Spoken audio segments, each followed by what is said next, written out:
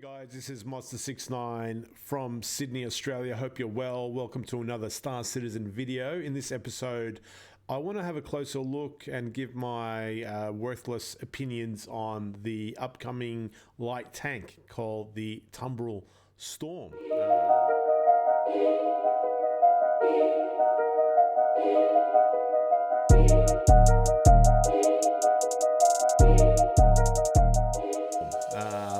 We've already got a tank in Star Citizen, the Nova, which is a massive beast, and this will be the second tank, which is a lighter tank or lighter version of a tank in concept at the moment. So it's not available at the moment, but it was announced as a concept recently. So I'm going to start off with the Inside Star Citizen video, then let's have a look at what RSI have got on their website, shall we? Let's go. The Tumbril Storm is a light/scout tank from Tumbril. In a lot of combined armed forces, you rely on reconnaissance on the ground to let you know what's coming ahead. And whilst we do have an array of ground vehicles that can do this role, it's a good size comparison, actually. First of all, it looks like Robotech-y. The Nova tank that you can see in the background looks like a traditionally massively huge tank as we know it today. The Tumbril looks a bit more sci-fi, Robotech-y, futuristic type of tank. And there's the ground vehicle. So it's got a very low profile. It's got one turret at the top. You can see the door opening there in this picture and the seat popping out. I think it's a one-seater. And it's got some weird treads at the moment. But anyway, let's continue on. It's definitely got a lower profile than the Tumbril. not very many of them are as heavily armoured as a tank. And sometimes Constance goes a bit sideways and you need some firepower to help get you out of that situation. So the Storm is really excels in this scenario. It can be ahead of the fleet on the ground, engage targets and hold its ground before the main force of ground vehicles arrives for backup. One aspect that we wanted to change from the traditional tank and Nova setup is making this energy weapon based. So it had a much greater independence from the main task force on the ground, in that it wasn't constrained by ballistic ammunition. Okay. So it has an energy autocannon on top, twin-barreled, to help lay down firepower, really only constrained by the size of its capacitors and power plant. Do we have energy autocannons in Star Citizen today? I'm not sure. Leave a comment below if you do know. I'm not sure. We've got repeaters. We've got cannons. Do we have autocannons? We might. I'm not sure. But twin barrel, that's not bad. And the fact that it doesn't depend on the Storm ammunition. Is really designed for supporting Novas in attacks. It can take on most other ground vehicles. If you're brave, you can take on a Nova with it, but you probably want to bring a friend or two to help even the fight. I received the task to complete a new vehicle. I was told to do a tank, most precisely something that would have become a killer of killers. We had to go back to the origins of Tumbril and let this new tank look less like the Nova tank and more like the Cyclone. So it was important to get back that aggressiveness and that dynamics that the Cyclone had. So we opted for something a little less classical and went on a design that is absolutely more related to the manga and anime's world. When people see the Hey, I called it. That's what I said. Storm for the first time, I want them to feel scared. There is no flimsy paneling, there is no beautiful refined surface. This is just optimal and very, very dynamic. So we don't have a lot of parallel lines. Okay, this is a nice shot. It looks like the tread is in two separate sections on each side.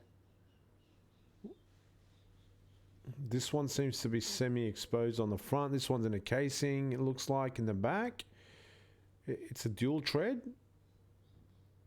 It's got the headlights. I think the guy sits in the front here. You got your dual laser autocannons. So 2 size We 3s. have a lot of X's and V's, very strong shapes that deline what is popularly recognized as dynamic and aggressive. The interiors of the storm will feel really full of pipes. Okay. Got the seat in the front here in the middle, right under the gun. So imagine shooting, it'll be quite nice shooting that gun. Weapon racks, nice. And components. Okay, I wonder what components. Fabric of mechanical stuff. It have to look basically ventral, like you have just been eaten by a machine. So what we have is very composed design, something that is uncommon in the tank we know today. So what we wanted to achieve when you look at the storm is fast. Strike fast, move fast, do everything fast, no need to rely on a crew. I like that it looks a bit like an animal. It's very, very snaky, or looks a bit like a crocodile. Now, of course, the big question everyone always asks for every new concept promotion is when? When will it go into production? Well, let's go now to the vehicle team in our Los Angeles I thought we studio couldn't and ask find out when. more. The problem is where my story goes is always I will identify all of the issues that I have to overcome first, and then like build a plan for breaking them down. So I'm trying to think of a way of phrasing it, you know? We had a lot of cleaning up to do to make sure it was worthy of the engine, it's ready for engine, it's not going to break anything when it goes in there. And that was what most of the initial white box work we did, at least from an art side. For design, we were more concerned about alleviating a lot of the issues we knew were present with the Nova, just like traversing on uneven terrain, exiting the hangar. These are issues we solved first, rather than waited until later in production and realized there were more difficult tasks to overcome. That's promising. So most recently, we finished Gray Box. We completed all the animations. Okay. Currently, I am doing a material and detail pass on the tread housings for the Tumbril storm. This thing has challenged me in ways I haven't been challenged before in working in the game industry. For example, the treads took a couple different iterations so we got right, and be able to get like the right movement as it deforms to the ground planes.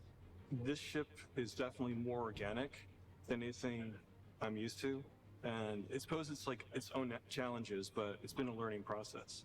The art is to continue on to LOD 0, finalizing all of the art assets, making sure everything's going to be correct for when we move on to all of our higher detail, tertiary details that will go into a bit later.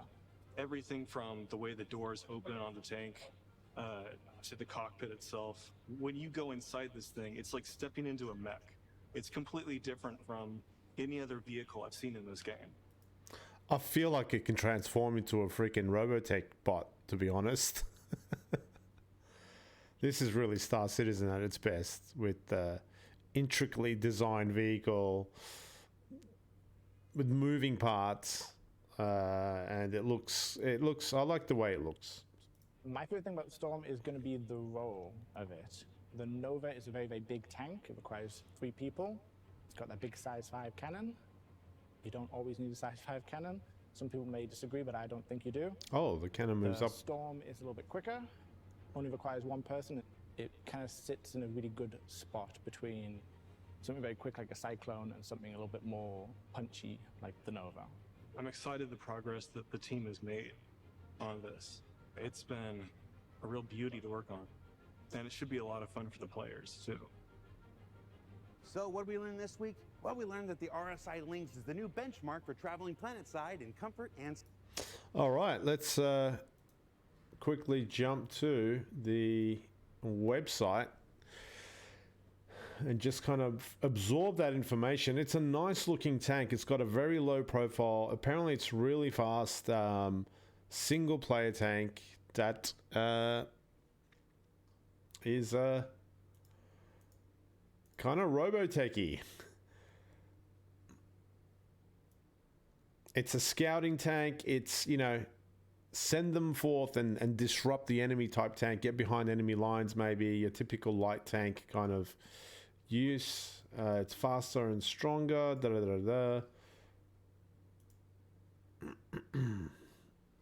And here we can see the view from inside. Now you can see that the peripheral vision is pretty wide on the interior here. I'm wondering, because if it's single player, I'm assuming you'll be able to move the turret with your head tracking, I would think, and therefore it's great to have this type of visibility in the game. You got your typical MFDs, which is nice. Here's a Tumbril Storm jumping in the air. Those dual tracks are, I wonder if they have their own kind of independence. I mean, there's a reason why they're separated, right? They must have some advantage to having dual tracks on either side, I'm assuming. Right here, kind of showing off the speed. Again, they're like showing the Tumbril in the air. I do have concerns with ground vehicles. I wish Star Citizen would reduce the amount of rocks on the surface of their planets by about 50%, just to give ground vehicles, because the way that we go over rocks and stuff, it's not really that realistic looking. I don't know, I feel like the vehicles don't really have the mass that they would have in the real world, and they kind of flip and flop and fly around when they hit a rock. So I'm interested to see how this traverses a rock, what it feels like, what it looks like.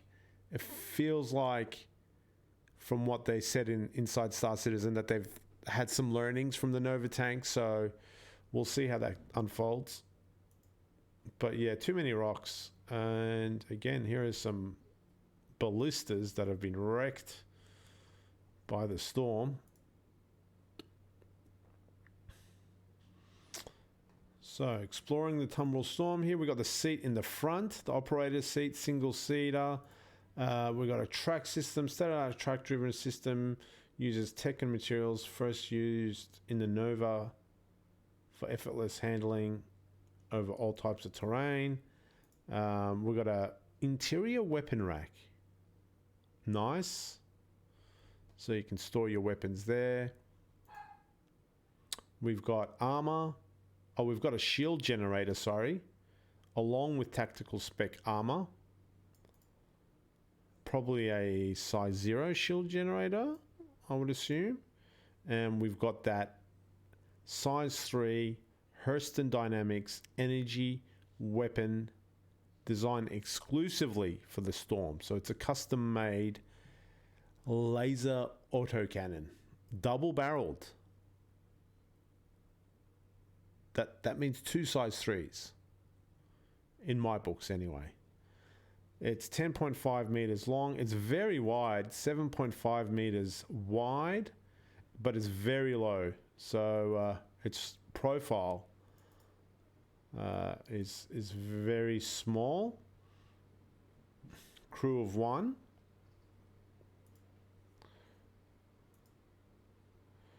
And I've downloaded the spec sheet. You can see how wide it is. It's just so wide but so low at the same time. It's a light tank, crew of 1, 1 seat obviously. It's got a size 1 fuel tank. It's got a size 0 life support. Tentatively, this could all change, I'm sure. It's got a size 0 power plant, size 0 cooler, size 0 batteries. I didn't know batteries were a thing, but there you go. Size 0 computer, size 0 radar. What I thought would be here would be the speed, because they kept referring to the speed, so I don't see anything that says how many meters per second it travels.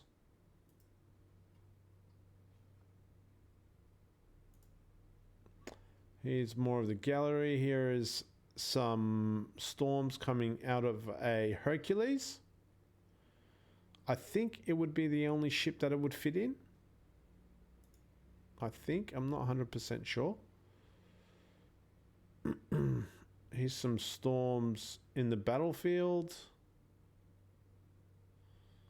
Seems like they're really bunched together and got sort of supporting infantry.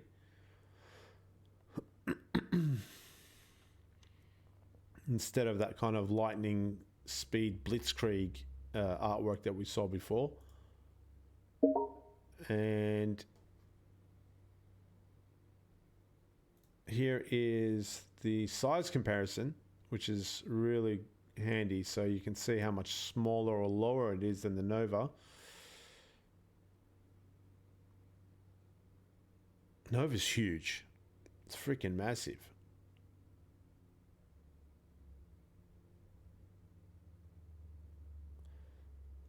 And you can see how wide it is as well, and that seat. So it seems like the seat kind of opens up, the seat comes out, and there's no space to walk within this Storm, I think. You just sit in it like the Rock, for example. There's a better picture of the seat being deployed, and you kind of get sucked into the belly of the beast, and it cocoons itself around you.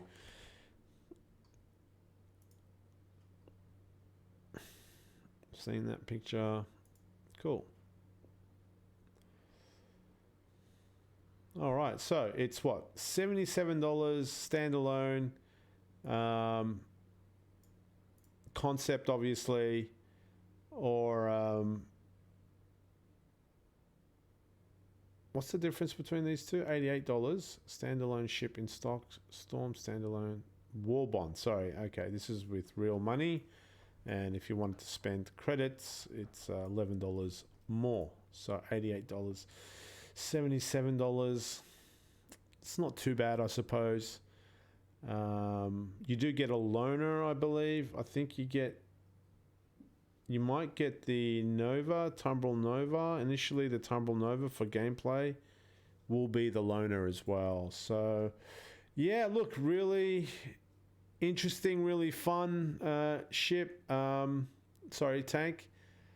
and that is the Tumbril Storm. I am concerned that the biggest thing I'm concerned about with any ground vehicle that comes into this game is how it traverses the copious amounts of rocks and debris and crap that litters most of the moons in Star Citizen. At the moment, I don't find driving as fun as other people make out. I don't have a great time driving. I don't feel the feedback in the steering wheel, or I don't think the driving model is that satisfying, to be honest. God bless the people that go to Daymar Rally and stuff, but I'd rather do my driving in other games. But that's my greatest concern. It looks very low. I'm not sure how the dual tracks will work out, and how this thing traverses the many rocks that litter our way in Star Citizen at the moment. So yeah, I've got to take it for a test run, and we'll quickly find out. Anyway, guys, that's the Tumbril Storm in concept. Check it out, and I'll see you on the next video. Bye for now.